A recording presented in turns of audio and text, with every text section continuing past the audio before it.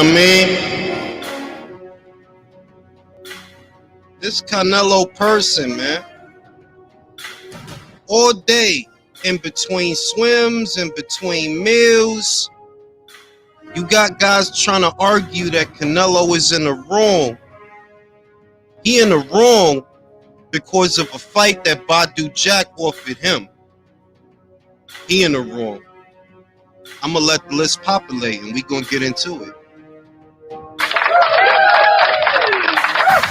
I was talking about it yesterday. Happy Father's Day to my fellow fathers out there, the real fathers out there, you know.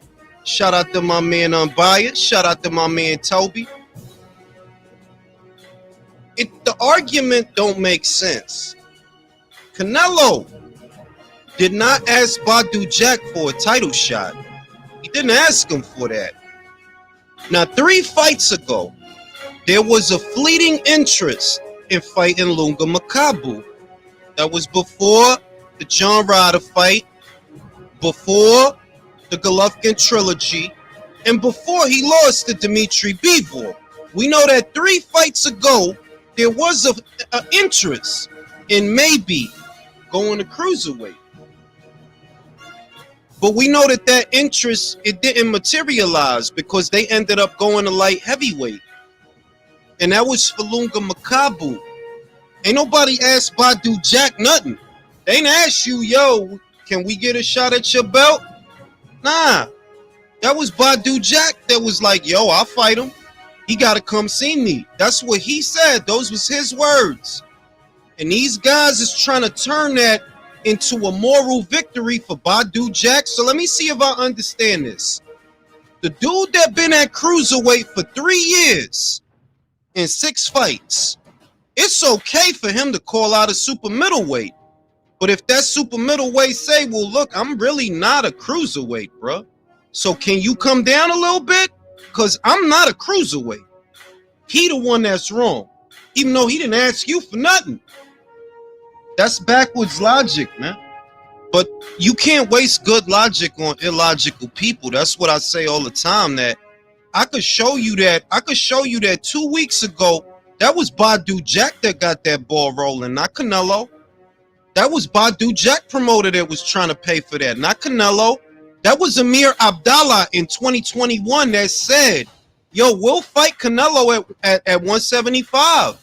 At that time, Badou Jack was already at cruiserweight. Badou was already at cruiserweight in 2021. But on the Mike Tyson Hot Boxing podcast in 2021, Amir Abdallah of Skills Challenge said, we will come down to 175 for Canelo. That was them. They the ones that want a Canelo fight. Now, my question is it normal for cruiserweights to go after super middleweights? Is that normal? Does that normally happen? Is Canelo the only super middleweight that Badou Jack is volunteering to fight? Gotta be a reason that he looking at him. Because we gonna act like we don't got no common sense. That's what we gonna do. We gonna act like we don't understand nothing. The reason Badou Jack is looking at Canelo is because he know Canelo is the money. So you got a choice. You 40 years old. You're not gonna make the money with Chris Billum Smith that you can make with Canelo. You're not gonna make the money with Arsene Goulamarian that you can make with Canelo. You're not gonna make the money with J.O. Pataya that you can make with Canelo. But y'all wanna act stupid. That's what it is. Y'all wanna act stupid like y'all don't know that. None of them cruiserweight champions gets Badou the bag that Canelo gets him. That's why he mentioned him by name. That's why he asked for him. Canelo wasn't asking for Jack. Jack was asking for Canelo. And you think it's for no reason. Being childish out here. Be childish by yourself. You talking to adults. Be childish by yourself. You don't see Badou Jack offering David Benavidez the fight, right? You don't see him offering Christian Mobili a fight, right? You don't see him offering Caleb Plant a fight, right? Carlos Gongora, David Morrell, all these super middleweights that's out here. Badou ain't call none of them out. Why? Because he after the bag, and they can't get him the bag. You know who can? Canelo Alvarez. But y'all gonna act like y'all don't know that so y'all can have something to say. Yo, listen, then don't talk to me about it. I make a post. It ain't for you. It's me sharing my thoughts. You don't need to share your thoughts with me because I did not share my thoughts with you. I'm posting on my own shit. If you feel something different, tell the people that follow you. Don't tell me. I don't give a fuck. I said I don't give a fuck what you think about boxing. You give a fuck what I think about boxing. That's why you own my shit. Shout out to my man D Styles, Dragon Styles. Jermel fans were saying Canelo should drop down to 160 to fight him. Talk about it, my guy. Matter of fact, I need a collaboration. This link is for D Styles. If you not D Styles, then you gonna stay backstage. Cause this link is for D Styles. If he got time, so do I. You know what I mean? This shit is not complex. It's not complex. The reason Badou called out Canelo and not some other super middleweight is because he want the bag, right? Well, if you want this little 5'7" man to fight you at 200 pounds, you already out of pocket.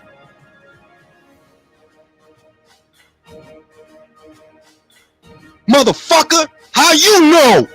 You know what I'm saying? Motherfuckers think they could use like kid logic on me. That's what they be thinking. That you could use little, all that dumb shit that y'all motherfuckers say amongst yourselves, say that shit amongst yourselves. Don't tell me that dumb shit because I'm gonna kill it. I'm gonna kill it. You silly motherfuckers that don't know the difference between walk around weight and fight weight. You saying, well, Canelo walk around, so you don't know the difference between walk around weight and fight weight, but you think you got it all figured out, huh? Because you so fucking smart. Fucking morons. I'm here to terminate that shit. Terminate that shit.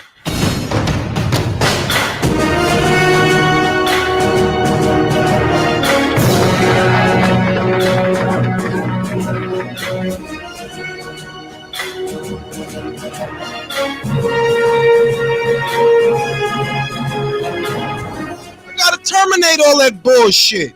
Because these motherfuckers are stupid. You got to be a fucking retard to think that Canelo out of pocket. Canelo didn't ask you for no title shot. Fuck Canelo asked you for a title shot, bro. When?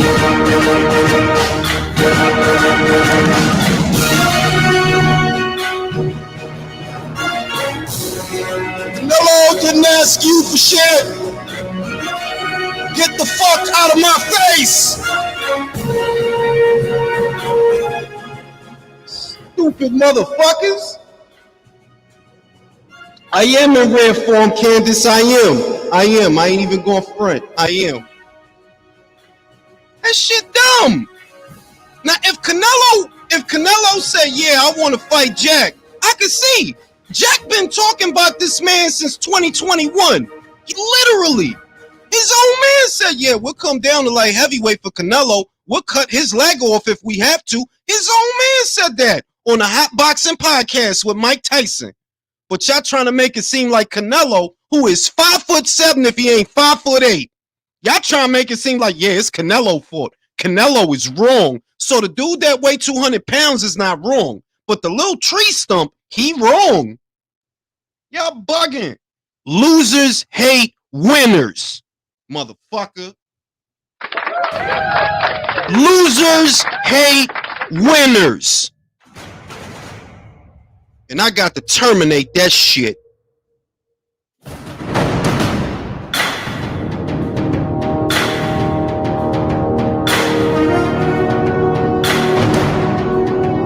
gonna terminate a lot of bullshit today. I'm gonna terminate a lot of bullshit. Gotta terminate that bullshit. I'm not having it. Motherfuckers show up on my posts and trying to convince me of what they believe. Then when I ask them questions, they don't have answers. Shit don't work on me. Terminate all that bullshit.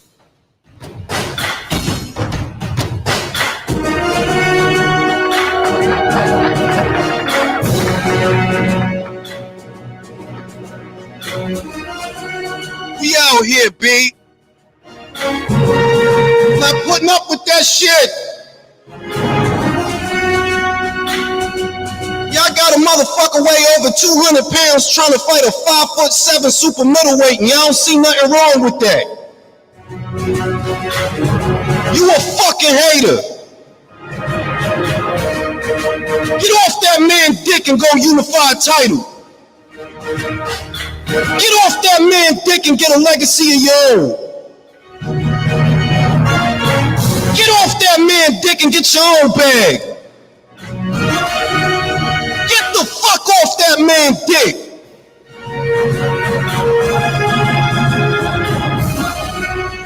Some bullshit. You got a motherfucker standing in a 6'2", weigh over 200 pounds, been at cruiserweight for 3 years, and y'all trying to tell me Canelo is wrong. Fuck y'all. Oh, y'all. Terminating that bullshit.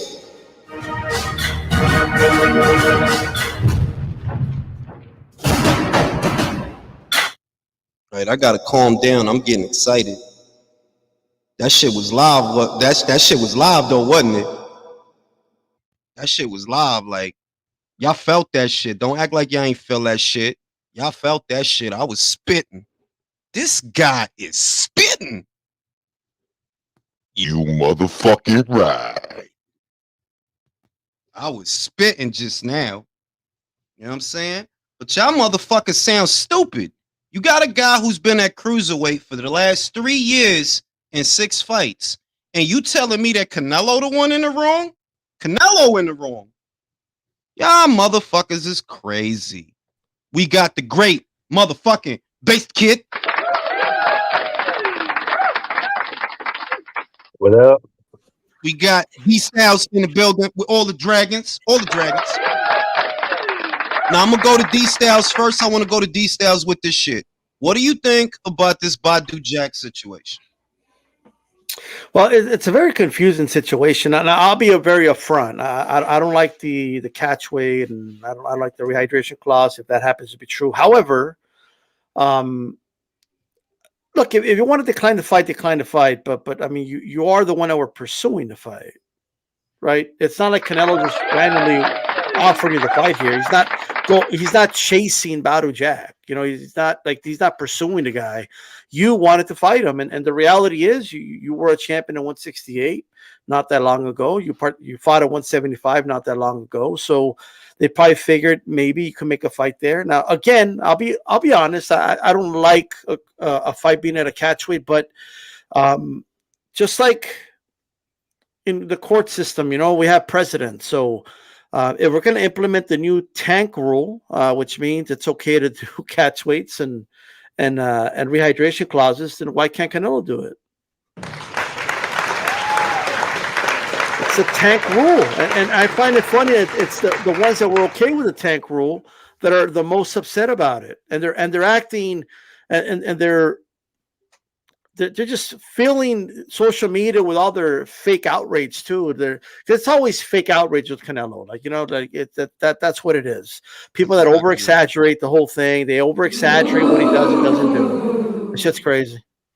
Now let me read this super chat. I've seen Jack get slapped by a TMT journeyman and an old man complaining about weight. If you don't go in there and get that retirement check, shaking my head. And before I pass it to Base the Kid, that's my thing too. That's my thing. That let's not act stupid here. We know why you called out Canelo and not another person, not another super middleweight, not another light heavyweight, not even another cruiserweight. We know why you called him out, and I ain't even mad at you for that. I actually feel you on that. Like, yo, I'm 40. You know, I ain't gonna be in the sport much longer. Let me see if I could get this paper. But real is real. You've been at that weight for 3 years and 6 fights. We know damn good and well Canelo ain't no cruiserweight. Based Kid, What do you has to say about that? I've been saying for the last few days, like, ultimately, I'm with D-Style in the sense that the catch weight thing, I don't mind it for certain fights, if people are kind of in and around the same type weight, and you kind of have a nice little one in the middle where it's even and both guys can do it healthily. Something like this, like, I'm in total agreement with it. Now, I actually forgot about the 2021 hot boxing. I didn't listen to the whole thing, but I do remember it now you brought it up. And I'm like, okay, so you was willing to drain yourself back down to 175 when you ain't have no skills challenge behind you back then. But now you're complaining about 180. Okay, 2 years later, sure, you're at that weight, you've been walking around at that weight, you're more maturated to it.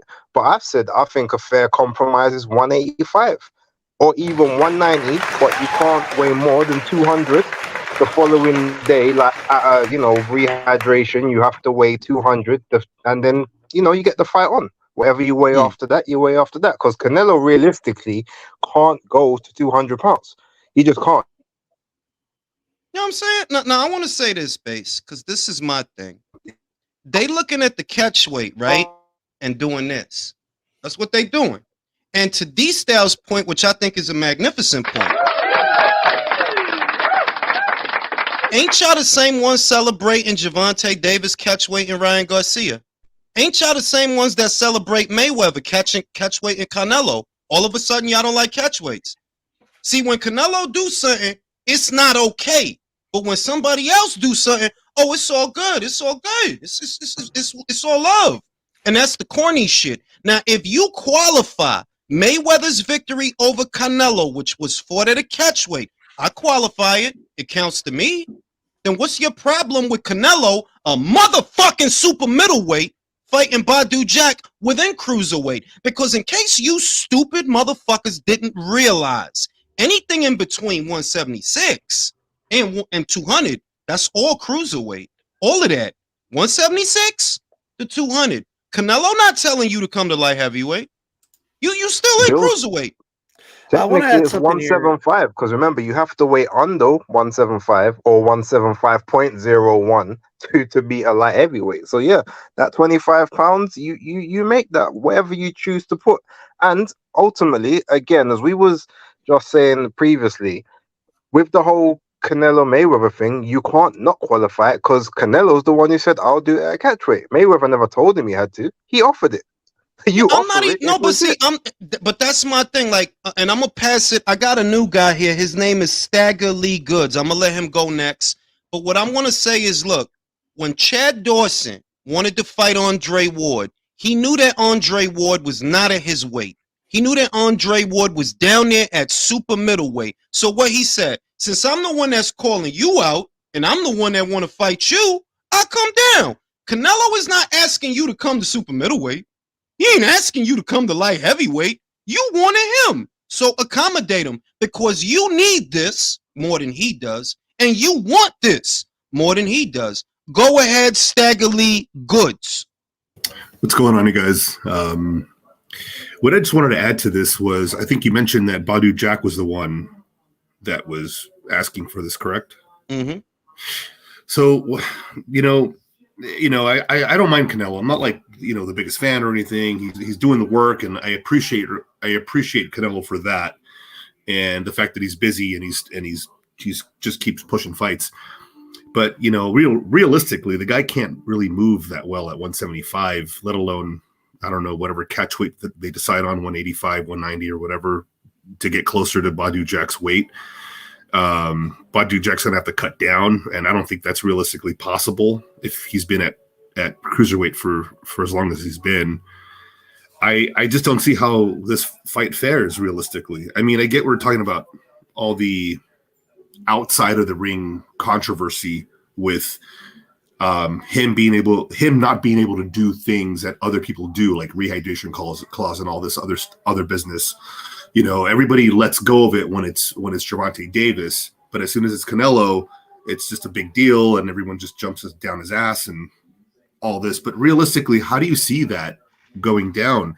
Just with the lack of physical movement that Canelo has at 175, why would he even entertain a fight with a cruiserweight?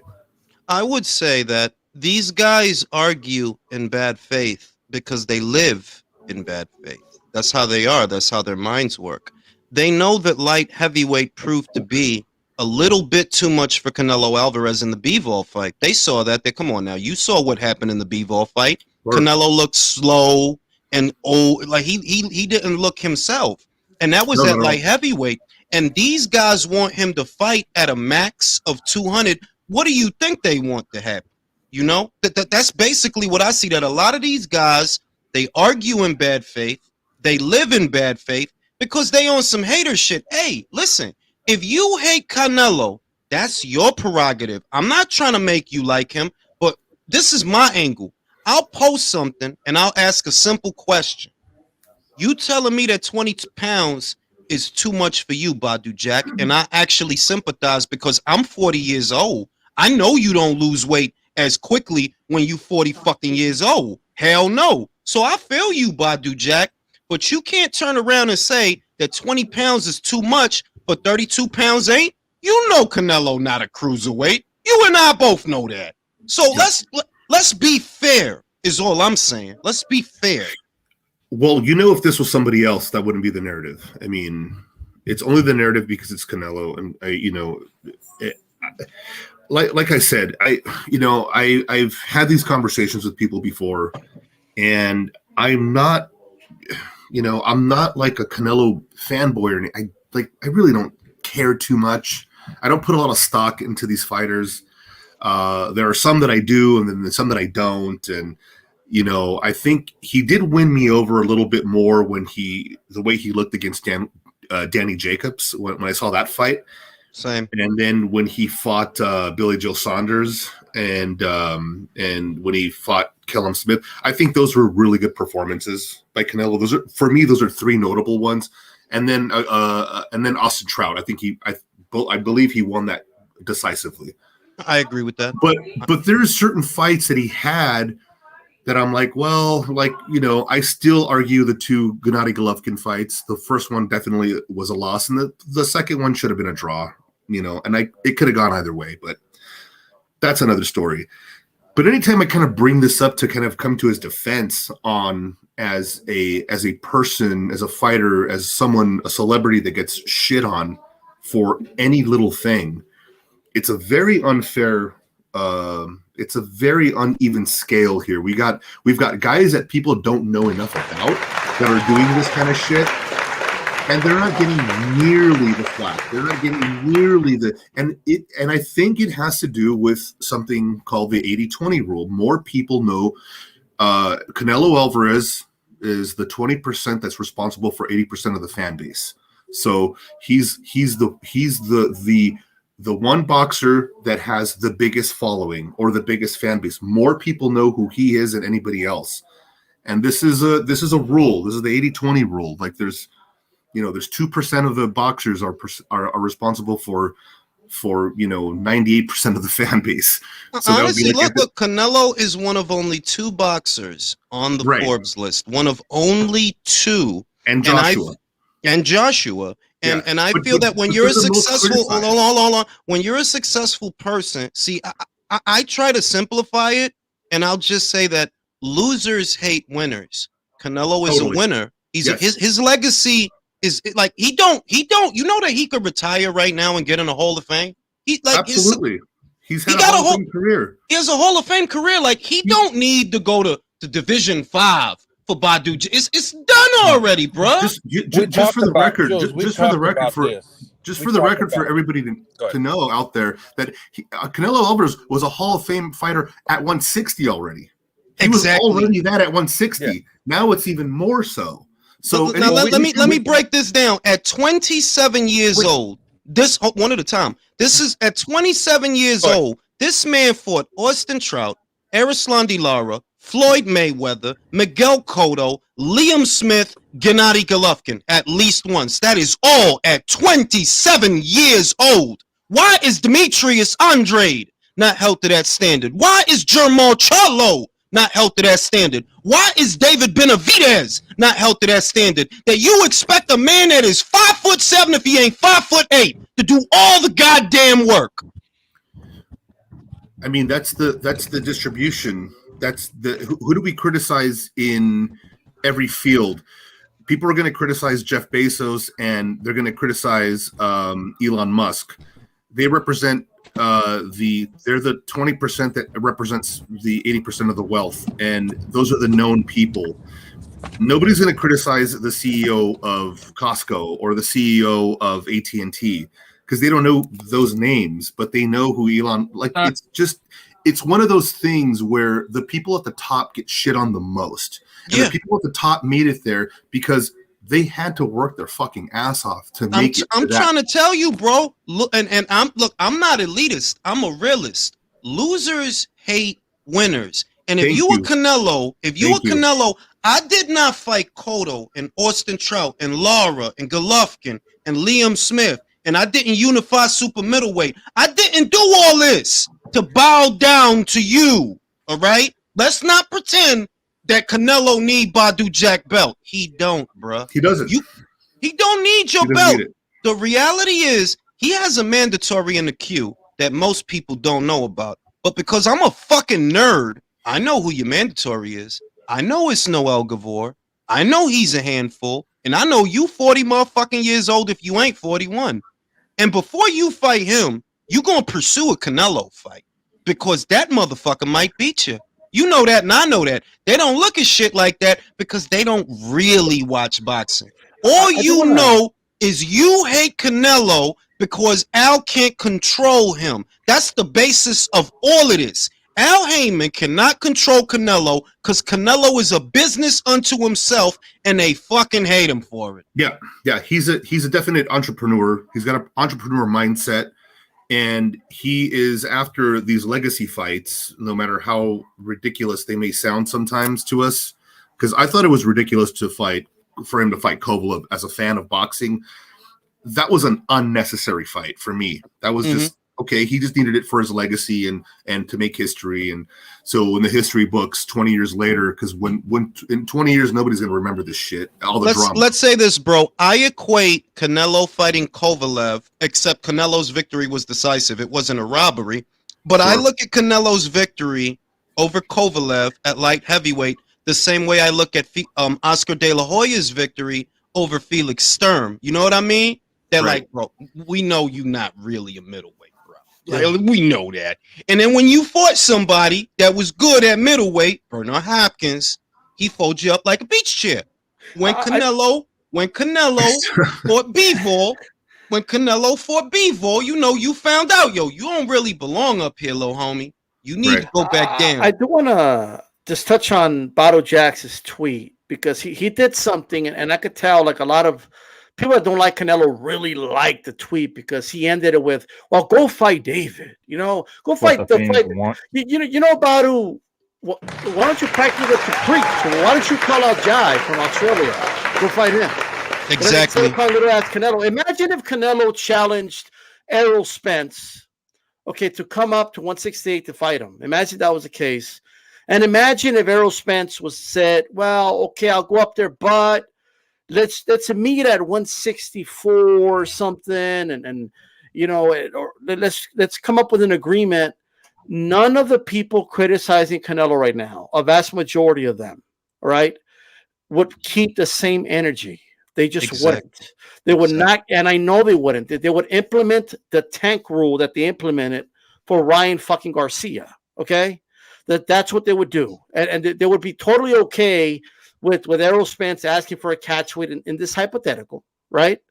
And even in this case, it's even more extreme with Jack because Canelo's a small super middleweight. He's not even like a full-fledged super middleweight.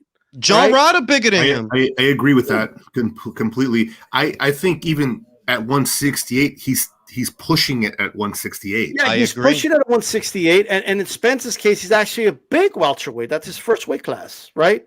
So Canelo's a guy that's moved up, several weight classes already. I think he started at 147, maybe lower than 147. 140. I used to think it was 147. That little motherfucker started at 140 motherfucking pounds. Which is Can't make it up. unbelievable. Details, you want to, can I add a little bit something more to what you said? That hypothetical you're talking about, it's not a hypothetical. That exact shit already happened. They offered, I think, Errol Spence at a 60 or 65 catch weight to Canelo, and he just said no because he wasn't desperate for the money. But the reaction from the fans was the exact opposite. Every single fan said that was a duck.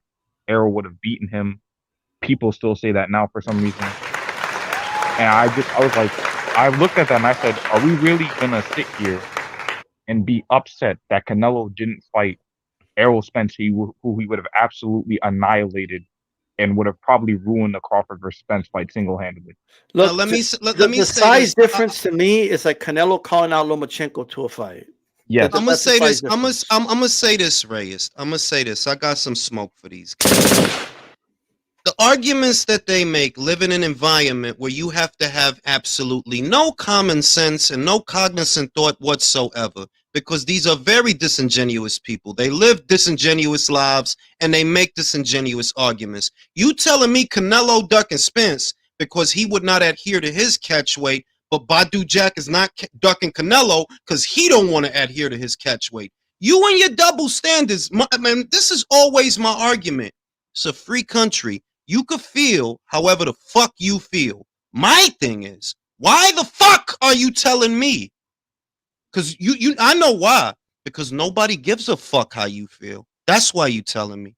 I'll make a post and you'll see it get a lot of traffic and you want to argue about it. See, you can make the same post about how you feel on your page and God himself won't give a fuck about it.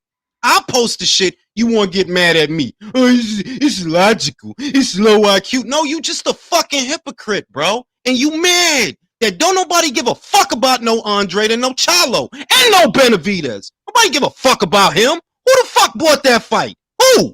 What's the numbers for Benavidez versus Plant? Who bought that shit? Wasn't it? Didn't it do like $100,000 or maybe less? Ridiculous. Samson said they marinated for 5 years. Thank you, D-Stat. He marinated that fight for 5 years so that it could sell less than Crawford versus Porter. We marinated the fight. We marinated the shit out of it. But Canelo, you have 1 week to agree to this deal. Like, hey, gentlemen. Look out of here. Go ahead, Unbiased. The floor is yours.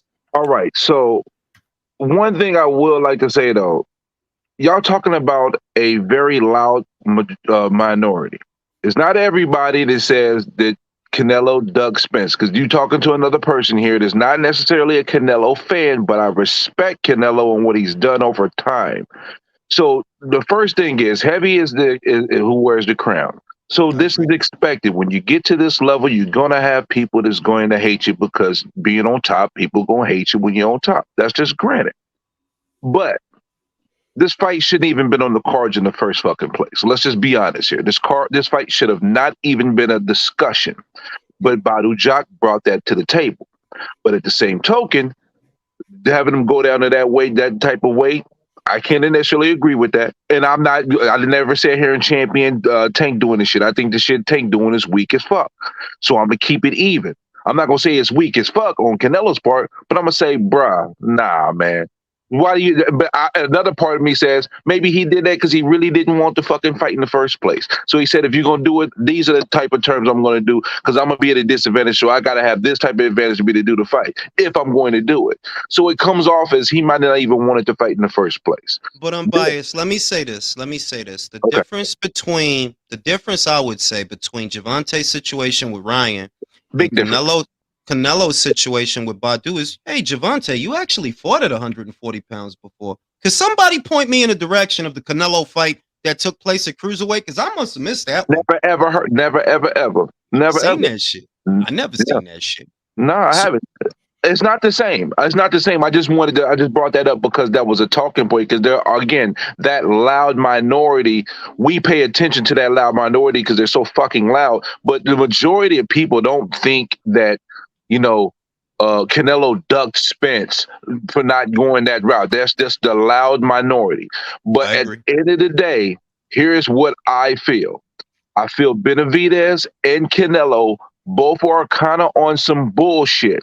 I think Benavidez team is on bullshit because you do not offer the superior A side, a key word, superior A side, a term sheet, contract, whatever you want to call it at this point, and pull it out in 7 days.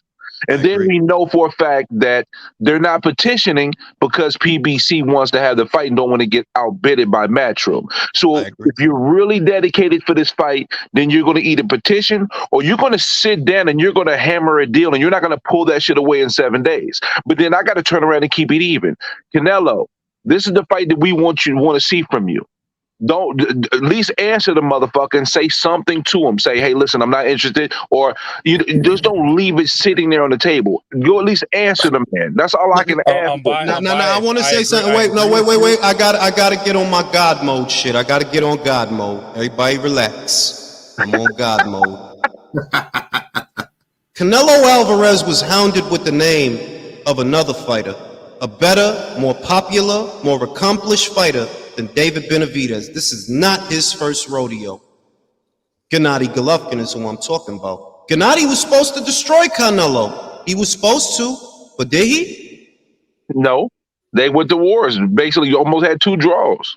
Now, if you Canelo and they've been hounding you with names like the name of Lara, hounding you with names with the name of Golovkin, and you done been there and done that. You the A-side fighter. So here they come again with another guy they hyping up that ain't you, that ain't done the things you done. By the age that David is now, Canelo was already huge on pay-per-view. He already fought people. To Canelo, what the fuck is a David Benavidez?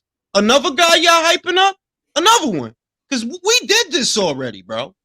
I'm trying to tell people, if you Canelo, David is not special. After I beat David, say I fight David and I beat David, because y'all not going to come at me with another name, right? Just like his. We did this already. So my thing is, give that man his respect. And David, I'm sorry to say, should get off the pot.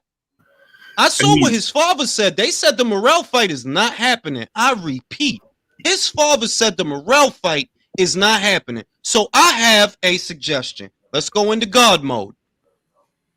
For Canelo Alvarez taking all this shit for losing to Dimitri Bivol, why don't you get your big 6'2" ass up there and show us how it's done? Motherfucker. Because I'm sick of it. You guys remember when Lara interrupted the press conference with Canelo and called him out? Mm-hmm. I think if Benavidez and Canelo would fight, it would be an easier fight for Canelo than it was with Lara. I agree with you stylistically. And that's just facts. That's not me being a fanboy or any of that shit. But that's why I see him going to beat his ass. Just go ahead and beat his ass. Do you remember people were saying he was afraid of Trout? He was afraid. He's afraid of everybody. That's the shit. And if you Canelo, and it's not just that I did this before, it's that y'all know I did this before. Y'all know that I'm the face of boxing in this country. Y'all know that I'm one of 2 boxers on the Forbes list. Y'all know that without me, the needle don't move. What the fuck do I look like bowing down to the next hype job y'all bring me? What do I did all this. I've been champion at 4 weights, became undisputed, lineal in 3 divisions or 2 divisions, so I could bow down to some punk from Arizona. You bugging. Get the fuck out my face. Julian, what are the arguments? They can't keep their story straight, man. Look, like Samson's saying one thing, Benavidez' dad is saying another thing, Morale is saying another thing, David is saying something else. Okay, they can't keep the story together from one interview to the other if it's the same person. No, let me champ this shit. For perspective, Samson Lukowicz has been saying that this fight with Morrell is next since the Plant fight. Now, Jose is saying, oh, the fight ain't happening. Brody, I thought Samson said the fight was done. Now you saying it's not done. Get your shit together. Get your shit together. Okay, do you guys remember the interview with Marcus Villegas and Jose Benavidez or Senior?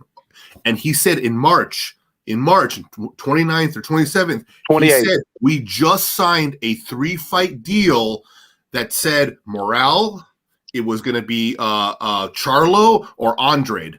That's what he said. He said they just signed a 3-fight deal with the PBC That didn't include Canelo, and it didn't include all this hyperbole we've been hearing and all this bullshit with the contract going out for like 6 or 7 days. That is clout chasing to a motherfucker. And organizations like Showtime and the PBC, they're not above clout chasing. They're all about that shit. They're the people that are telling you guys. They're the people that are telling the casuals that Gervonta Davis is the face of boxing, and he's not the face of boxing.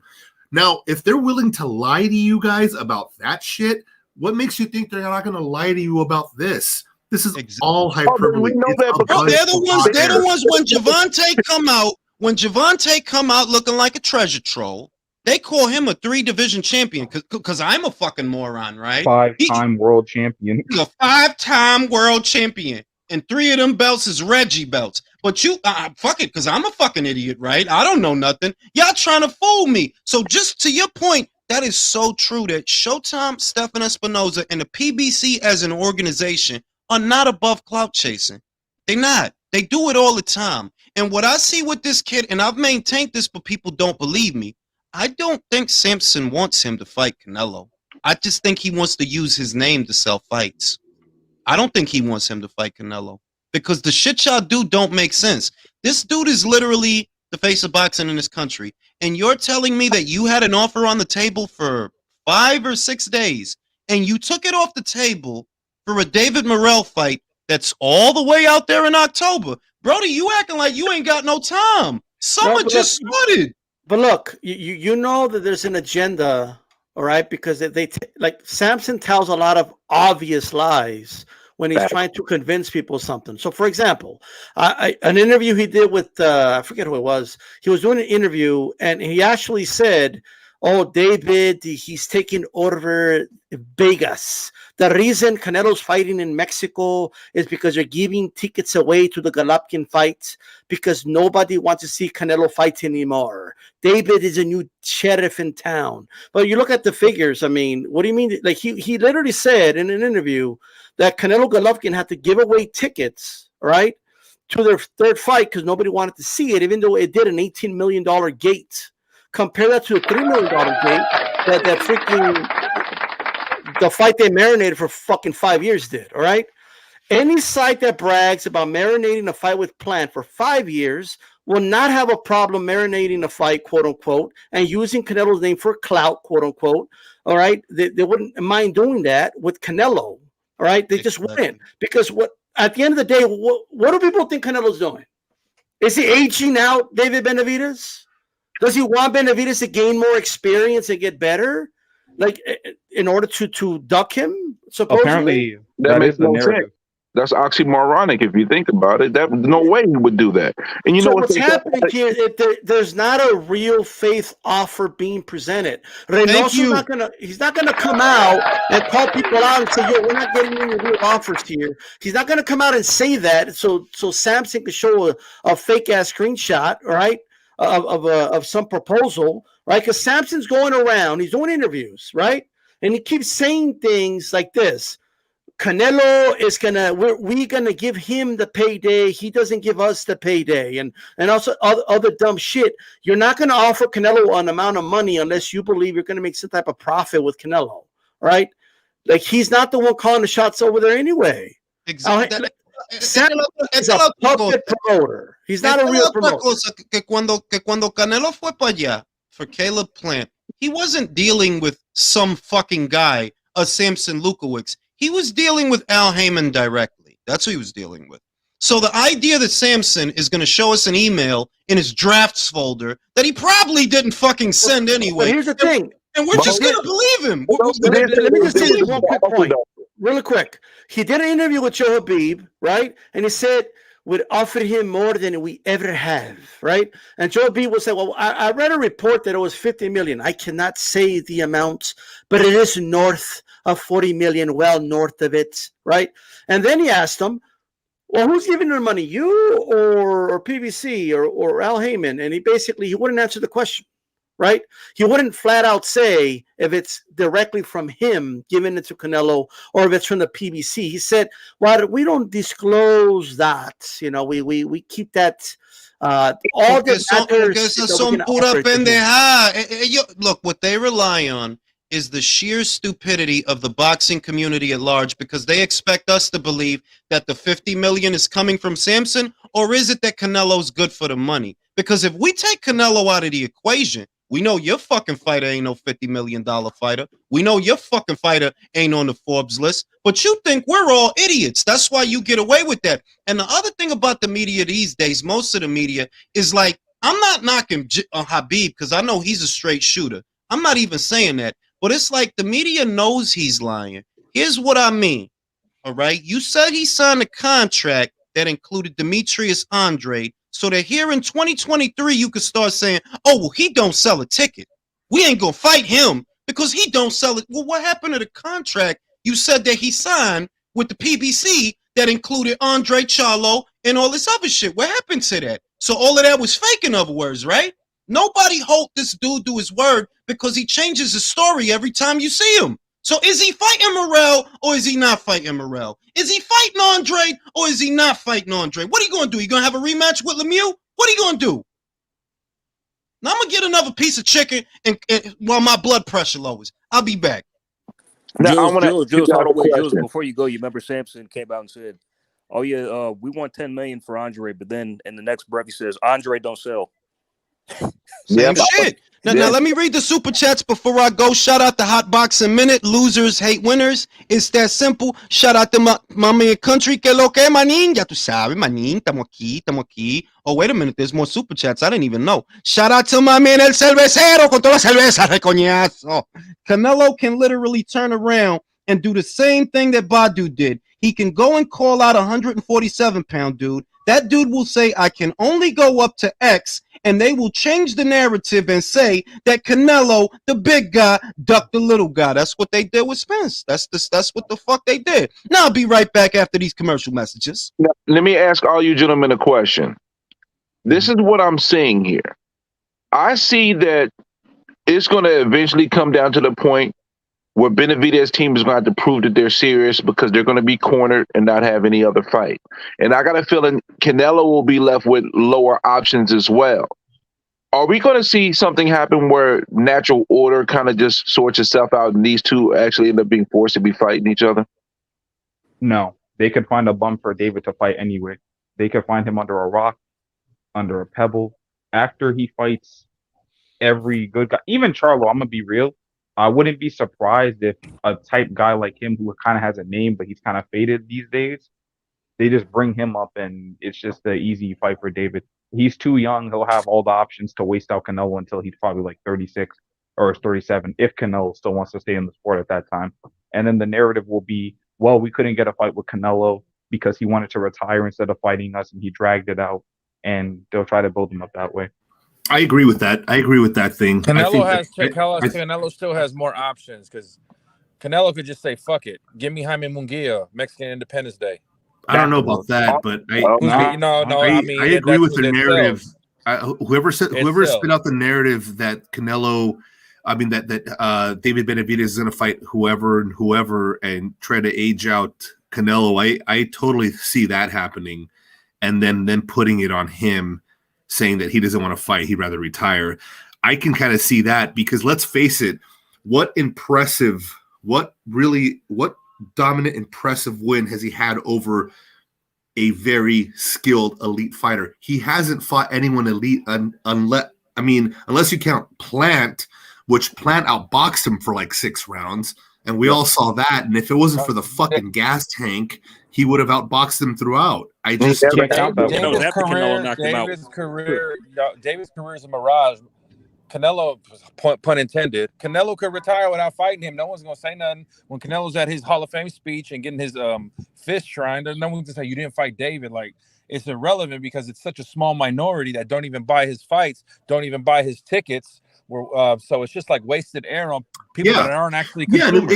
And you guys, it would be a different thing if Benavidez was a guy that sold 500,000 pay-per-views on his own. Yeah, but it would be a different thing if the guy drew in that big of a crowd. But we're not seeing that. No, he's not. He's not that dude. He never was. I mean, he's never going to be that dude. Also, I mean, I heard this argument because he spars with Bivol that he would be able to beat Canelo. You guys, like, I mean, Bivol has superior footwork.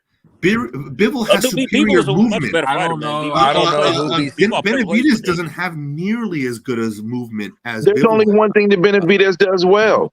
His engine itself, that's the only thing he really has. And then I'm going to tell you that engine, here's the thing. That engine is not a boxing skill. But it does help. It does help. Yeah, that's not what I said, though. That's not what I said. It's not. Well, that yeah, helps. I get it. I get it's that. Not a boxing. It's not a skill where it's like a pull counter or a check left hook. He has no elite boxing skills. He does have quick hands. He's good at. That's it. But hold up, guys. But again, you said quick hands. That's not a skill. I saw an interview where Stephen Espinosa said the offer was real. So it could have been a real offer, but at the end of the day, when you pull it back after 5 to 7 days, that kind of just eliminates. That's some Tyson Fury shit. Yeah, no, Stephen Espinosa also the one that said they're doing more cards than pay-per-views, and then it's up to pay-per-views, not up to them. It's up to the promoter when they're the network. So you could take what he says with a grain of salt.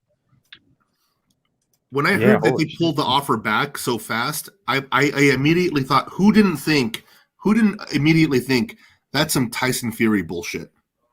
The weird thing is this, though. Like, here's the thing. In a weird way, Canelo being a very, very generous A-side, which he really is, to be honest. He is. Has you get a career. You get a retirement payday. Well, so I don't lose my train of thought here. Right. Him being such a generous A-side has kind of, in a way, backfired against him with narratives, right? And I see this with a lot of content creators. I see this with a lot of fans, and they'll say things like, "Well, Canelo's not like those other guys, you know. He's a generous A-side. He's willing to go to PBC, like he showed with Plant, and he's willing to go to the other side of the street and to make a fight happen." So then what happens is no one puts pressure on the obvious B-side, which is Benavidez and his handlers, right?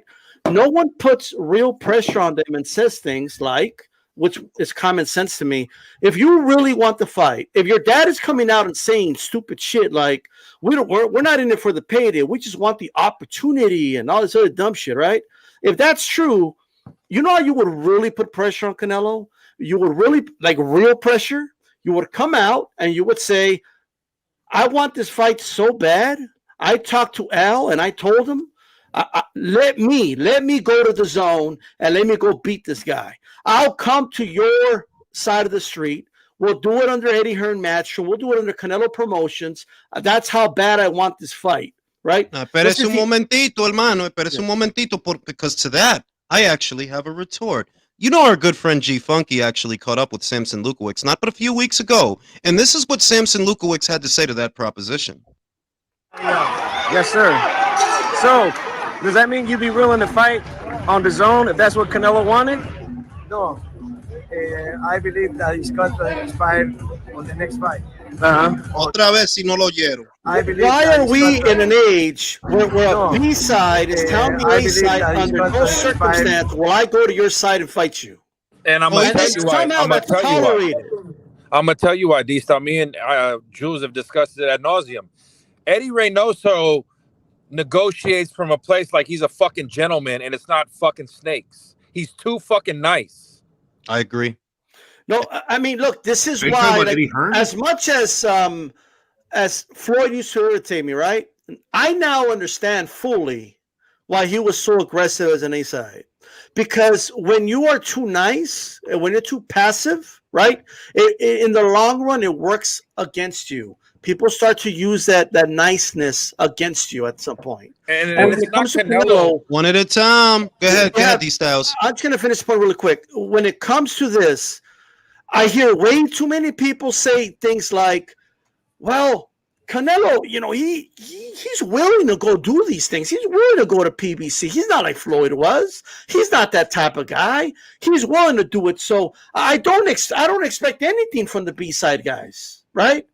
When at the end of the day, Canelo has paid these guys money that these guys wish they got if Floyd was the A-side. Floyd wouldn't have paid a kid to plant $10 million. Exactly. He wouldn't have paid Kovalev what he paid him. He wouldn't have paid Danny Jacobs what he paid him. None of them. And somehow he's the bad guy. Somehow he's the one running to the hills that doesn't want these fights. Envidia, pura envidia. Eso envidia. Eso es lo que es, envidia. They're mad that Al Heyman does not have the equivalent of a Canelo Alvarez, and they're mad that he can't control Canelo Alvarez. And I do feel that D-Styles made a valid point that I don't often hear said, which is true. Canelo's too easy on these guys. Floyd wasn't like that. Oscar wasn't like that. Roy wasn't like that. We know Sugar wasn't like that. None of the A-Sides was willing to make you motherfuckers rich like motherfucking Canelo. For God's sake, he came to your side of the street for Caleb Plant. And your retort is that David will not go to the zone under no circumstances. Even if the zone were to make a play, even if Canelo wanted it on the zone, you saying no, I'm not doing that. And you the B-side, but he's the bad guy. And that's the disparity right there. That is a poor give and take negotiation tactic because they have no upper hand.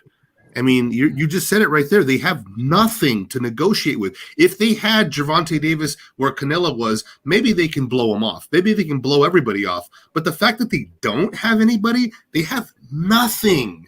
They have absolutely no fucking negotiation. I gotta get going. Before I go, no credible fighter. Wait, D-Styles got. Wait, let's go. Let D-Styles go because he about to leave. Look, I'm about to leave, but check it out. First of all, thanks for having me on. I just want to say this. This is why there's a saying: you never negotiate with terrorists, and you never negotiate from a position of weakness. You never do it. You don't go to the car dealership, okay, and then try to be fair at the beginning and because you want to be a gentleman, like you guys said. That's not how you do it, especially when you have all the fucking leverage. You use your leverage, okay? Because what that does, it sets the order of things. It's just the way it is. The reason they're so brazen and the reason they're so like, nah, we won't go over there. Canelo's a nice guy. He's going to come over here anyway. And then fans just accept it and they create narratives off of it. And then they use it against him on top of that, right? You can't be doing that, man. It's time, especially at this point of your career, to put your foot down. And as much as I don't like Leonard Allerby, I'll quote him, A-side the shit out of him because you've earned that shit. And it's time to start using it. It's my opinion. Hey, thanks for having me on. Shout out to D-Styles at the round table every week, y'all. Every week. Now let me read the super chats. Wait, let me read the super chats. I gotta pay the bills. Let's keep it 100. Canelo doesn't need any of these guys. They need him. He has the money. I want him to fight these guys, but at this point, fuck him. Shout out to my man Luis Puente, who also said, the end of the day, pay-per-view numbers don't lie. Canelo is pound for pound. And that's the other thing that, look, right now they high because Gervonta did a little, 1.2 mil. Congratulations. I ain't even mad at you. But I'm just saying, when your house arrest or whatever you got, well, not even house arrest no more because it's not house arrest no more. When you come back and you fight a Rolly Romero or a Isaac Cruz, is you going to do a mil? Nah, right? Are you going to do at least 400,000? Nope. Are you going to do 300,000? We know what you good for, bro. Why? Because you was on pay-per-view 5 times before you fought Ryan, and you didn't come nowhere near no million. So let's get it straight. You're not the equivalent of Canelo. Canelo just went out there with nondescript John Ryder, who most Americans and most Mexicans don't know. And he sold 450,000 pay-per-view buys with a nondescript opponent that nobody know. You've been on pay-per-view 5 times. You never cracked 400,000. They had to get you Ryan. But it ain't a bunch of Ryans lying around. Let's get that right. And Ryan all caught up in this legal battle. So you don't have him right now. What are you going to do when December get here and you need to fight somebody? Hey, Jules, Smokey said you missed a super chat. I got him. Sorry to interrupt, man. Well, yeah, I ate already. Go ahead. Eat. Hey, Jules, I have like one more thing to say because I'm about to get out soon. Oh, you can read the super chat first if you want. Go ahead. While I look for it. So I was just thinking, because I heard what D-Style said, I heard what everybody said. And I'm starting to think that this might be very negative for the future of boxing because the cash cows, it's starting to happen to them more often. You look at AJ and Eddie Hearn, they're very nice with how they do business. They try to give a lot of money to the other guy. They try to acquiesce to his demands. If you look at Wilder, they said, oh, you don't want 11, even though, well, Wilder making most in his career at that point, probably 2. Mm-hmm. All right, you don't want that? Cool. We'll up to 15. You don't want 15? Fine, we'll up to 20. You don't want 20?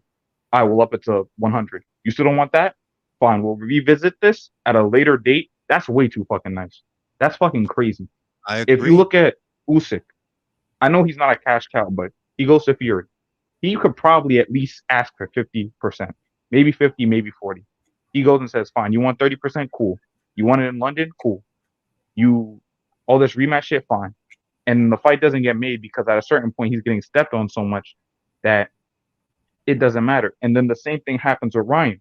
He does everything he wants for the deal, and he gets crushed with all the bullshit on it. It's not incentivizing fighters to want to make these fights. It's going to incentivize them to be more petty. So I don't know. This is only negative for the future because the fighters are going to look at it. They're saying, yo, I just watched Canelo acquiesce to shit the first time with Caleb Plant when he didn't have to. He could have been a bitch and just said, yo, well, not even a bitch. He could have just been in his rights to say, yo, this happens on the zone or it doesn't happen at all. And instead he said, no, I'm going to have it happen on PBC. Next time around, they give him a contract for like 5 minutes and tell him, well, fuck you, you didn't sign it. Let me put it to you. Let me put it to you this way. See, this is the thing. I understand Canelo. I understand why he don't get caught up in the little things.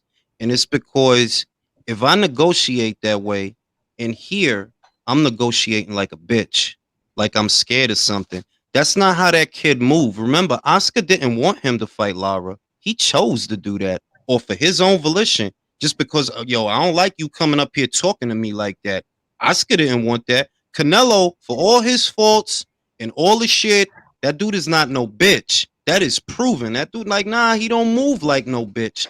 So if he gets to a point where he got to start telling guys, oh, it's my way or the highway, it's my platform or it don't go down, he gonna feel like a bitch. That's why he don't do that. Like, he could easily tell David, Brody, what the fuck you look like telling me where we gonna fight? Am I the A side or are you the A side? Hey, if I leave, you a $50 million fighter. Really? He could do that, but he don't because it's petty. Petty shit, I don't want to sound misogynistic. Petty shit is for the girls. Men don't move like that.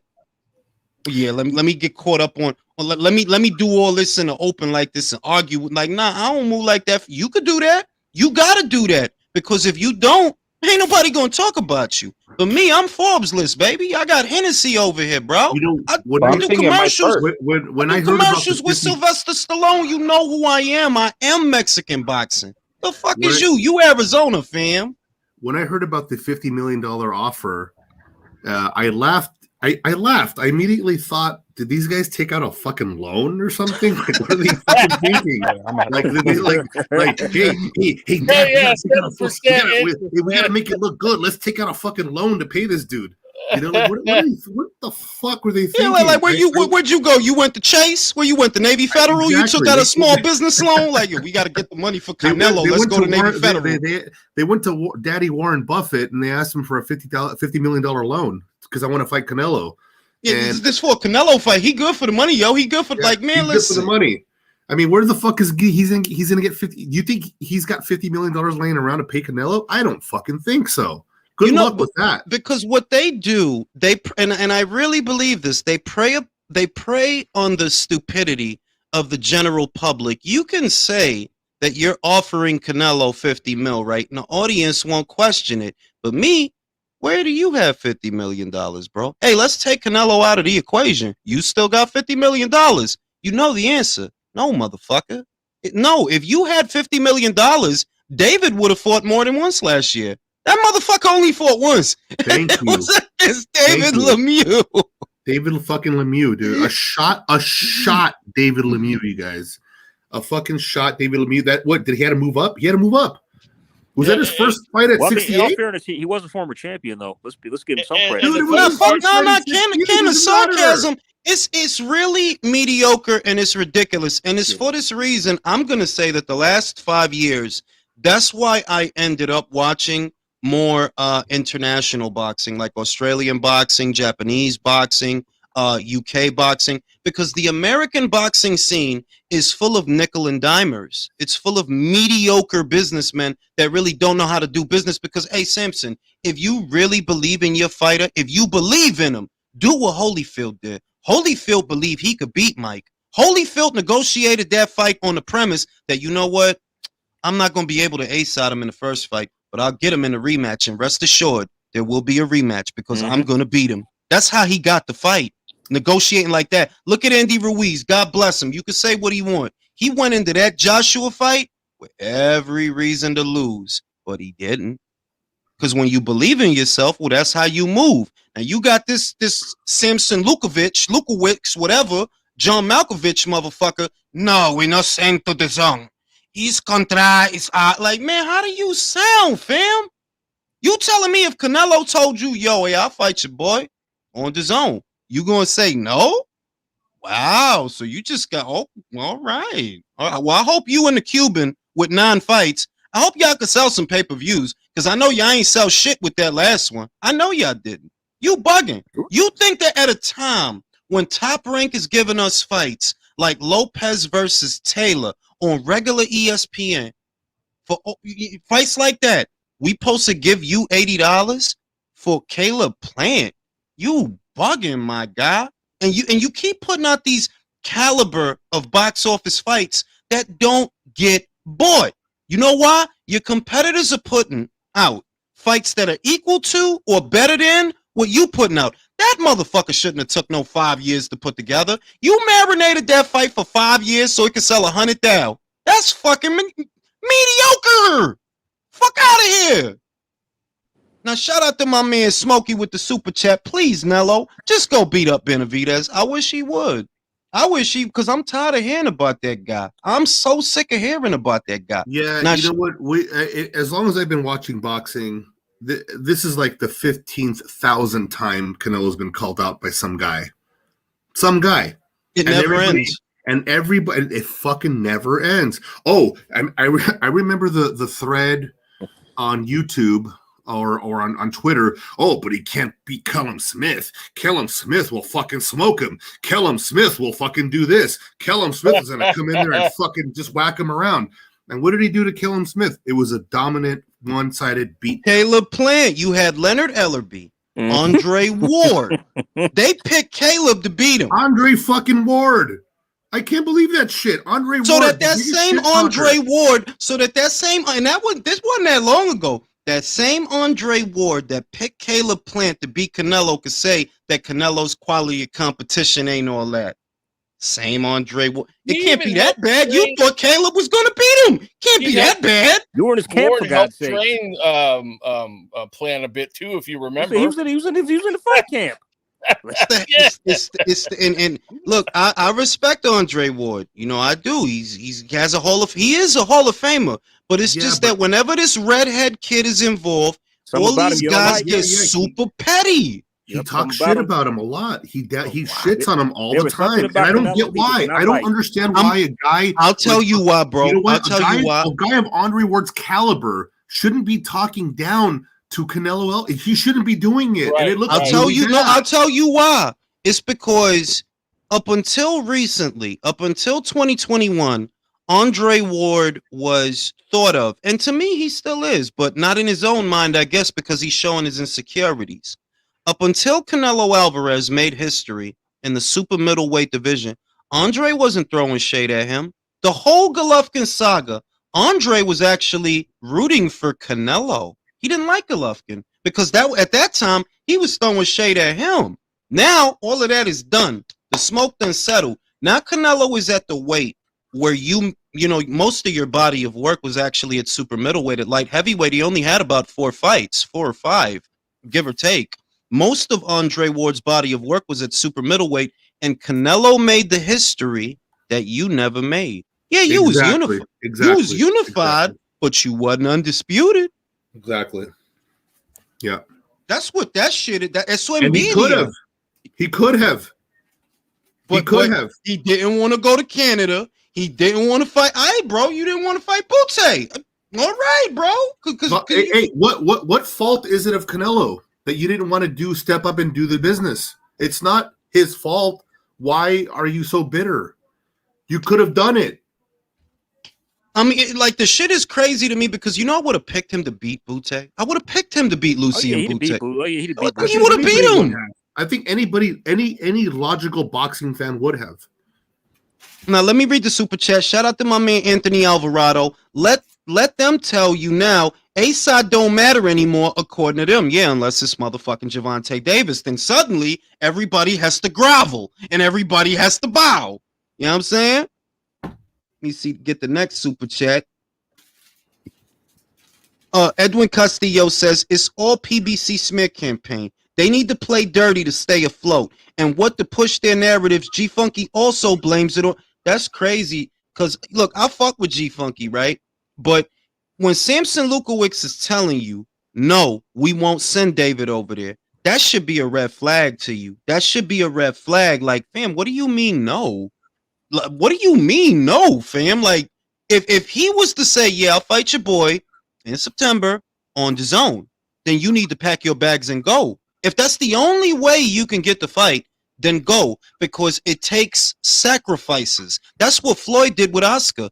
He had to fight at Oscar's weight. He had to fight with Oscar's gloves. He had to acquiesce to being a B-side. That's how that go. If David don't want to do that, I'm going to tell you right now, he will never cross over. Never. Never. It'll never happen. If you want the torch passed to you, you got to be willing to make sacrifices. You got to acquiesce. Got to acquiesce. That's the way it's always been. Remember, look. Motherfucking Avengers, they needed the motherfucking Soul Stone. What happened? Motherfucker had to throw Scarlett Johansson off the cliff, bro. We didn't like it. That shit hurt. Shit hurt. We didn't like it, but it saved the world, didn't it? Didn't it save the world? It saved the world. You got to make sacrifices, You got to make bro. a sacrifice, yeah. Yeah, you got to make a sacrifice. You gotta do that. You needed to wait 5 years to sell 100,000 pay-per-view. And listen, this is one of the arguments you've been making that I really appreciate recently. I think you've been making the argument that Eddie Hearn is in the situation where he's sacrificing his fighters, although he's getting a lot of negative flack for that. I think it's what we need. We need to see a more of a MMA kind of culture going into boxing. I don't give a fuck if the best fighter loses. I want to see that fighter come back. It's how you come back and you defeat the next guy. Yesterday, I'm fucking 40 years old. When Ramla Ali got knocked out yesterday, I almost had a goddamn heart attack on camera. That broke my heart. Almost had a damn near. But let me tell you why that's good. Just to the point that you making. This is why it's good. Because when you watch a Matchroom show, anything can happen. In a Matchroom show, the A-side fighter might get knocked the fuck out. And that's what's supposed to happen. That's what's supposed to happen. Really quick to my point here, back to that. They're pairing these people up with unknown, dangerous fighters. You may not know who the fuck they are because they're UK and the people here don't give a fuck about them, or they're from Mexico or they're from Puerto Rico. You don't know who they are. You don't know who they are. Just because you don't know who they are doesn't mean they're fucking shit. And let me say this.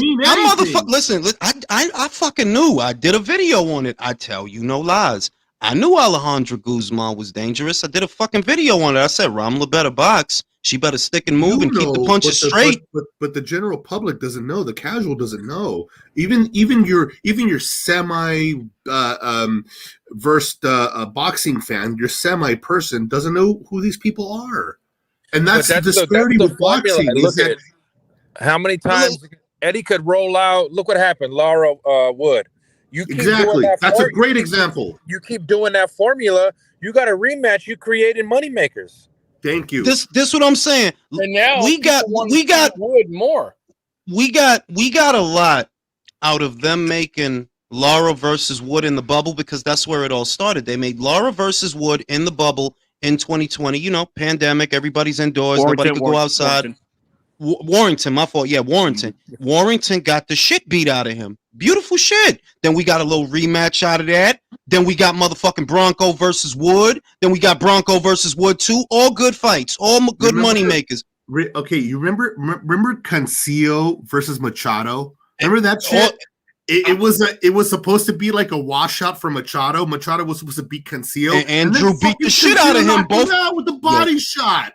And Andrew was a part-time boxer. He literally had a job, and he beat the fuck out. I know Drew liked that fight. I know Drew loved that fight. He was filling potholes on the street as his full-time job. He worked for the utility city. He worked for the city doing street potholes during the day. He was a labor worker, and then he came back for the rematch. And then who was in his corner? Who was in Machado's corner? Cotto. That was Cotto's guy, and he fucking beat the shit out of him again. Worse, bro. Worse. And boxing needs that air of spontaneity, because here's an example. A couple of weeks ago, I'm sure you heard about it. You know, Rolly Romero's in there for the vacant WBA title with Ishmael Barroso. Without batting an eyelash, I already knew this whole fight is about putting a title in Rolly's hands by any means necessary. So I don't need to research nothing. Or I know by the end of this, he was getting beat by a 4,000-year-old mummy. By Methuselah. By Methuselah.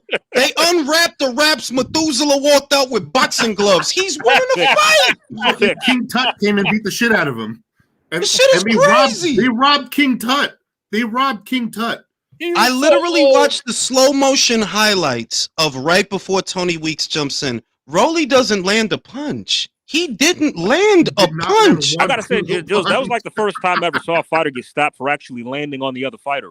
Like you stopping a fight because Barroso is rolling, riding, and slipping punches. Am I seeing it? Because that's what I'm like, yo, Rolly didn't land. What are you doing, Tony? And look, ain't nobody dumb out here. This is not Tony Weeks' first motherfucking rodeo. That man been around for years. I mean, that man let David Morrell beat what's his face into a coma. Right, he was the ref of that fight. We know why Tony did that. We all know. Boxing don't need that. Boxing needs that air of spontaneity that any given night is anybody. It need that, because that's what, like, oh shit, when somebody you ain't think was gonna get knocked out, oh shit. That's what generates all the excitement and gets people to watch and makes them fans, because that's what creates the wonder. Like, damn, yo, I gotta see that because I don't know what's going to happen. That's why I like Matchroom cards so much, because like you got it, like to casuals, you got an Argentinian or a Mexican coming in and beating the shit out of the A-side fighter. like nobody knows who the fuck it is. It happens. It happens, man. It happens a lot, and it happens more for some reason, to be fair, for me, I see it more on the DAZN platform with Matchroom. And I see it there a little bit more, and I'm not being biased. I really am not. I watch all the fights. I try to watch everything. I try to watch everything I can. I watch all the undercards. I watch the women fights. I watch there's a guy in my neighborhood, Charlie Sheehy. He's a 135 pounder. He's a lightweight. He's had 4 or 5 fights undefeated. Really good, solid kid. I mean, good fundamentals, solid fundamentals. And he signed with Top Rank, but his first fight, I think, was on DAZN, and he ended the guy in 3 rounds. He was a former kickboxer or whatever. Anyway, he's been doing really well, and I hope that he gets paired up with people that are from the same pedigree. He had a great amateur career, and I think that the guys he's getting signed up with right now there are a lot of young Mexican guys with good chins and a good gas tank. And they're formidable opponents right now. He's only doing 6 rounders. I think he's going to get up to 8 rounds coming up soon. But those are the fights I'm excited about. The prospect guys, the new guys. Yeah, look. Here's an example. The prospect fights. When Manny Pacquiao, a big part of Manny Pacquiao's meteoric rise to stardom was a fight that he was not expected to win. He was a late replacement for, who was the guy, LaDuaba? Yeah. They took that fight on 2 weeks' notice. Took that fight on 2 weeks' notice. Yeah. And that's what put him on the path. Now, if you thinking about going into the fight, man, didn't nobody know who the fuck Manny Pacquiao was. He's just some guy. He took the fight on 2 weeks' notice. It's that air of spontaneity that keeps it a sport, because at least to us, the people behind the scenes could know what they know, but to the consumer, to the audience, it needs to at least appear a sport. And it's getting to the point where you watch a card and you know what it's about and you know what's going, like you already know, bro. That's the thing with the unknowns, though. See, like, and I'll reckon back to like Tuesday and Friday night fights back in the day, man. They had a lot of unknown on there. but you had some great fights on there, man. I seen some Exactly. really great fights back and forth, Bro. and you know that's what it's all about, you know. Now, let me read the super chat, guys. Rick Starr says, Samson Lukowicz, you're related to the character Luis Guzman played in Carlitos Way. Pechanga. Pendejo, ma. Pendejo. Pendejazo, ma. I am Dwayne, as Tom said. PBC will never send David to the zone. They need numbers to keep the lights on during the Showtime Paramount. You're absolutely right. Like, I completely agree with you. That's why fights are being made. And that's why I said at the beginning of this year, you guys know that I've always been very pessimistic when it came to Crawford versus Spence. But this year, at the beginning of the year, I said, this is the year it's going to happen because it has to. Showtime don't have a lot of big fights they can make. That's one of the few they can. And I believe this year they're going to do it because they have to. Yo, and Jules. lo and behold. Jules, Go ahead, so, Michael. Like, for the tanking guards situation, right? They did. It was a successful fight. They did 1.2 million. They split. It was Showtime and the Zone. Don't they both win in that situation? Yeah, but that's not how you know, Michael. You know that's not facts. Is not good for the narrative. Here's what I see: a Golden Boy Promotions fighter that was promoted by Golden Boy Promotions for as long as I can remember. The only reason Tank got to sell 1 million pay-per-views is because of Golden Boy Promotions. Without Ryan, you don't move that. No, you don't do that number. That's No, not what you I'm don't saying. move the needle That's like not what I'm that. saying. Because they both win. Like both networks win in that situation, right? With that many numbers. No, yeah, they do, but that's not how it's promoted. That's not how they tell it. But that, yeah, they both win off of Why that. can't they do it for Danny and not Danny? What's his fucking name? David and Canelo. Like, what's the issue? They don't want to give that away. See, this is the thing. Even though both the Zone and Golden Boy were involved, at the helm of promotion and at the helm of everything was the PBC.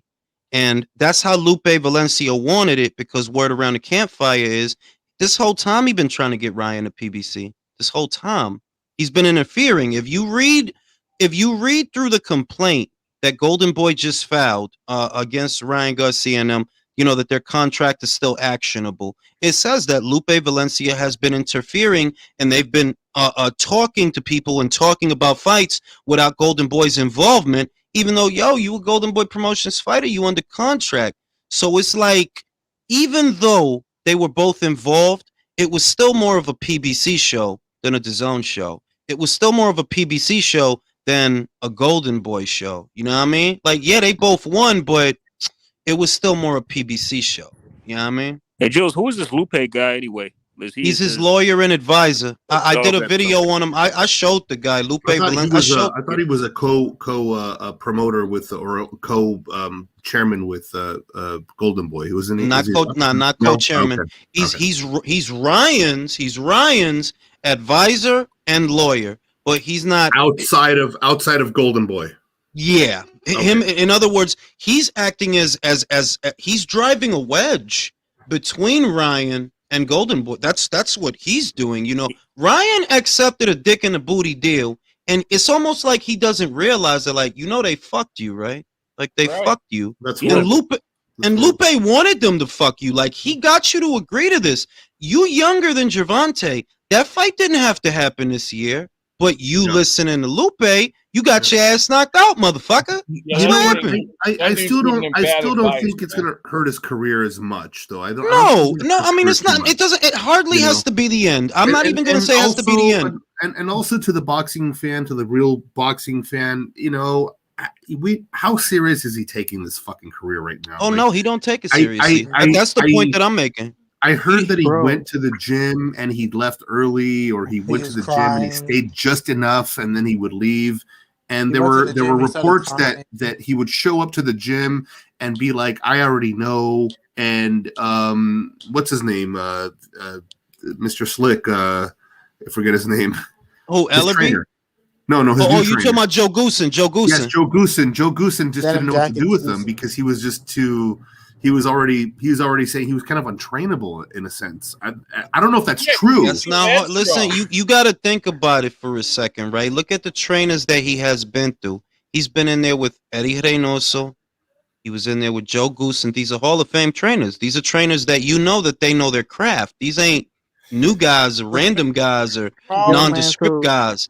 Now Now he's with Derek James, and I'm like, fam, if you couldn't get it right with Joe, and you couldn't get it right with Eddie, I don't really think you're gonna listen to Derek. Get it right. For Ryan, that's the worst trainer you can go to. That is the worst trainer you can go to. No, the bottom line is until Ryan can change his mindset, he ain't never going nowhere. Yeah, bro, you could dig up the bones of Customato right now, and it won't make a goddamn bit of difference because he ain't gonna listen. It's all up to the individual, and if you can't take a cue from someone that knows more than you, and if you can't get out of your own way, the guy's stepping on his own dick. He can't get out of his own way.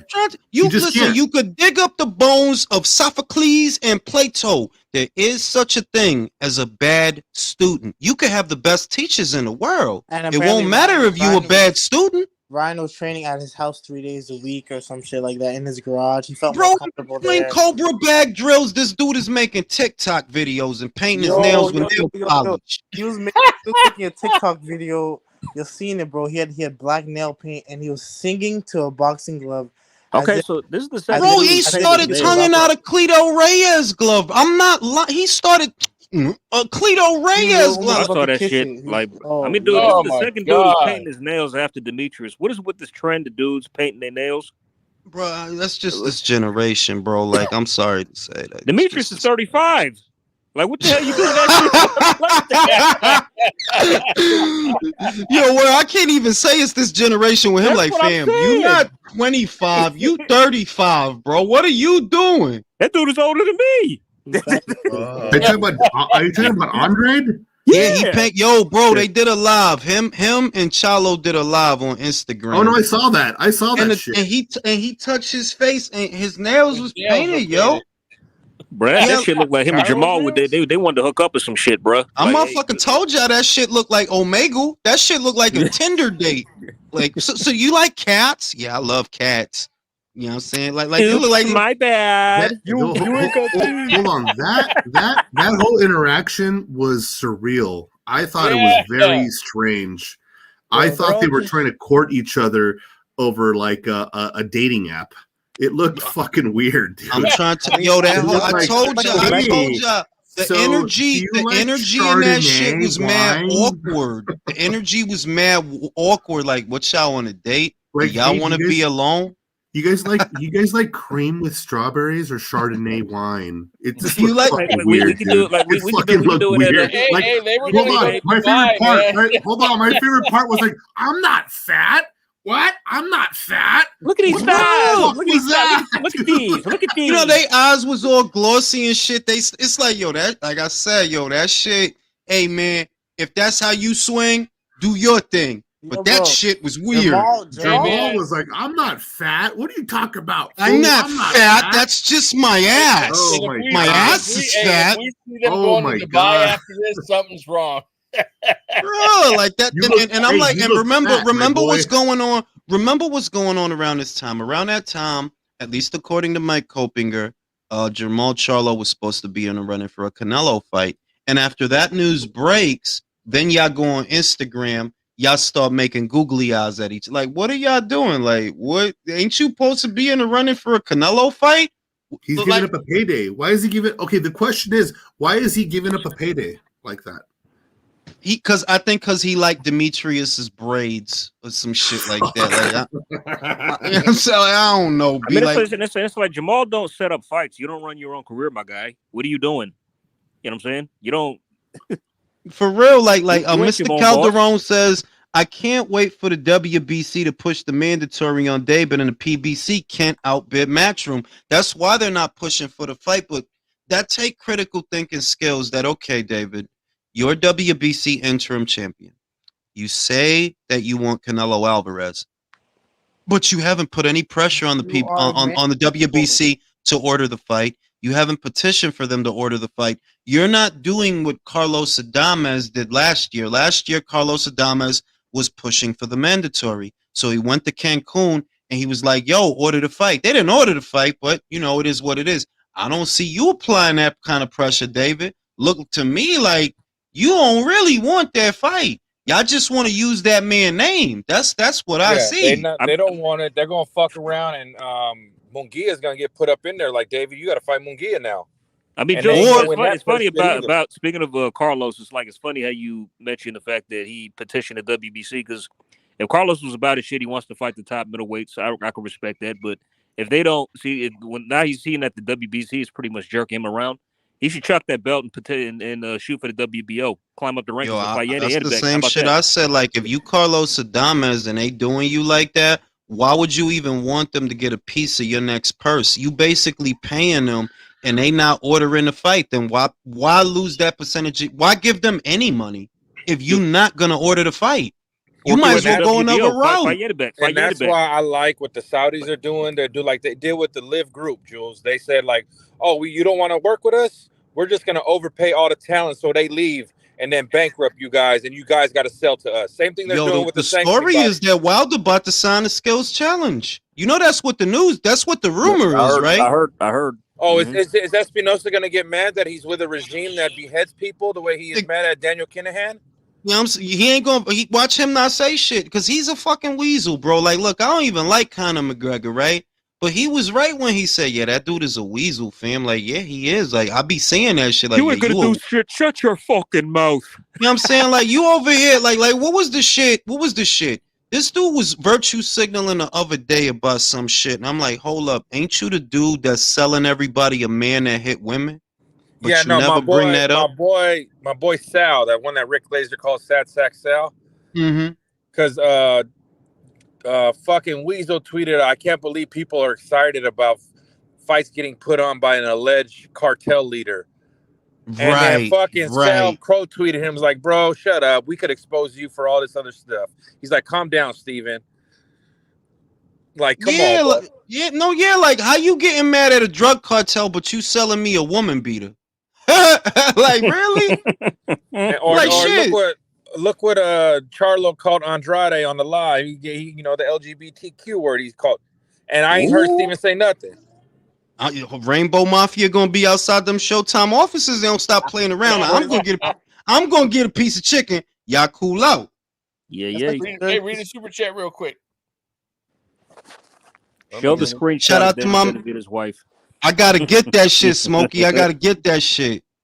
Oh yeah, I can send that shit to you. Mike, the fans did not win yesterday. The fans didn't win, Michael. No. I just want to say, bro, go back to that last Ramla Ali live. I warned you guys about Ramla Ali, bro. I said I don't know if she's it, bro. Oh, don't be Mr. Hindsight now that she lost. No. Man.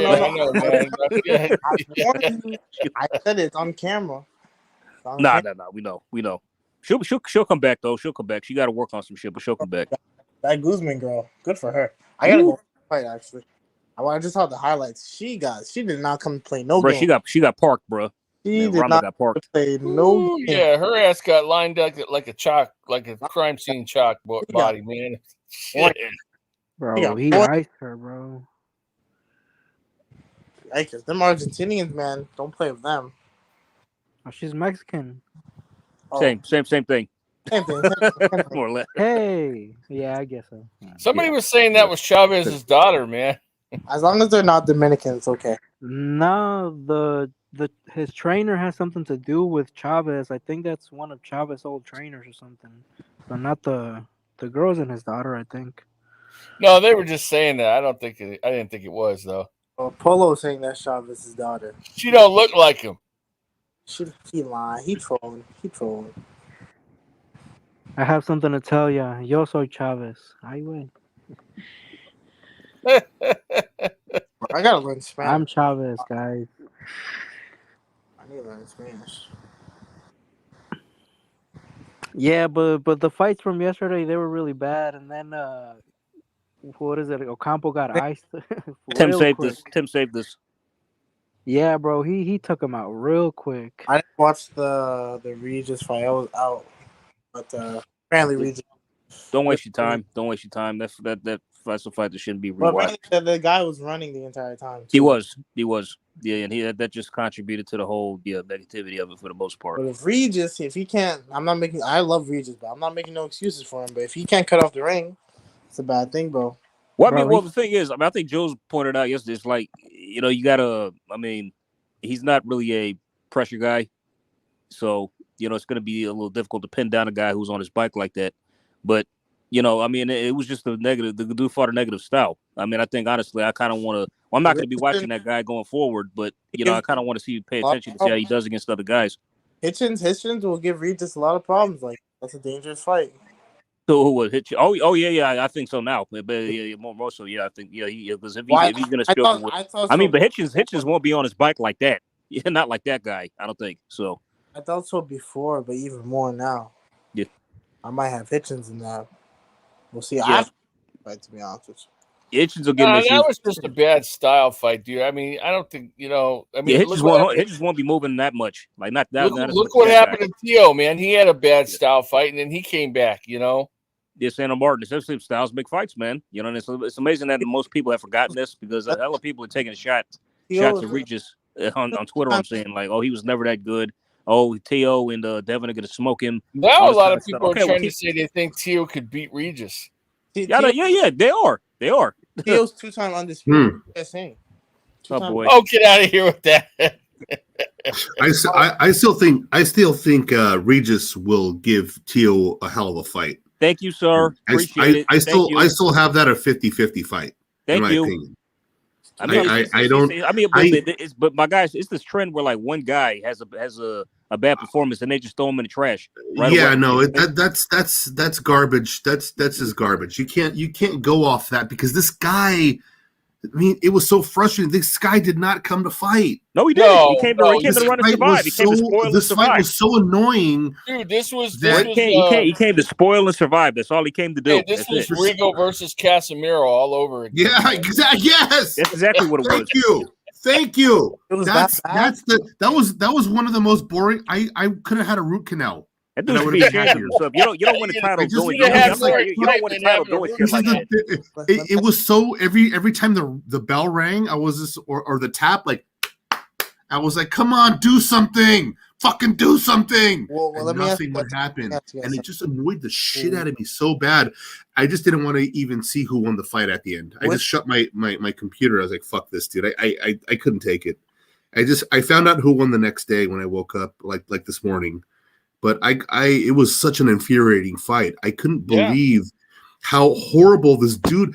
I don't want to see that guy again. I don't want to see him again. I never want to see this fight. I never want to see this dude fight again. It was awful. Yeah, it was like him and his little quivering pigeon toe feet. Oh, bro, said the same shit, man. That pigeon toe pants. Dude, he wanted to take a shit. You know what I mean? Was like he looked like he had to take a shit the whole time. Like he was squeezing his cheeks. Like I'm gonna do this and then you know, like you ever see Bloodsport? Like the boxer that was like that.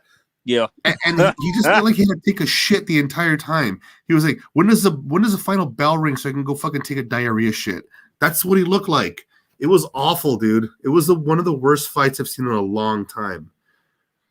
That was bad. Just who mentioned Casemiro, the Casemiro fight? I did. That was what it reminded me of. Oh, you talking about fight. It was hablando de Danielito Tortilla que quería correr la pelea entera. Se quería una mierda. De la parecía como si tú sabes lo que una mierda, ahora sí estaba así y luego se quería tomar una mierda. And what I hate about this, what I hate about fighters like that, and what I hate about fights like that is it was an awful fight.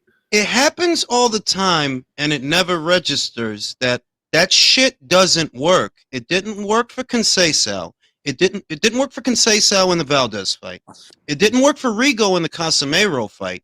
It didn't work for Sandor Martin in the Teofimo Lopez fight. And yesterday, no, it didn't work for Zorrilla. You're not fighting, bro. There's a thin line between giving up a bit of ground to set a trap and running. You're not setting a trap, bro. You're running. You go from this direction to that direction, back to this direction. It'll be 2 goddamn minutes. The man don't throw a punch. That's not, you not winning around. You think you winning in New Orleans doing that dumb shit? Go ahead, keep doing it, bro. I mean, Jules, it's like Jules, you don't want to. Listen, he thought he was killing it, bro. He's smiling and shit. I'm like, you don't win a title. You don't win a title in a dude's backyard like that by spoiling. You don't do that. Dude, I mean, that's not how you win, man. Like, I couldn't believe the nerve of that motherfucker. Like doing this shit and then smiling like, and he's like, come on. You remember when he was like, come on. You remember he's like, come on to what, bro? As soon as he stepped forward, You gonna be on the other side of the ring, bro. Yeah, It's like a boxing match, not a track meet. Like that fool hopped in a plane and took off and is looking at him from halfway across the country or something. Oh man. my god. That shit like that. No. I gotta end the live because it's still Father's Day, and apparently my family got some other stuff they want to do for me. So, gentlemen, it's been a pleasure. Appreciate you coming on. Hey, See y'all on the next live. Happy Father's Day, y'all. Happy Father's Day, y'all. Hey, Julian, thanks for having me on, bro. Appreciate it. Always welcome. Always welcome to come back on.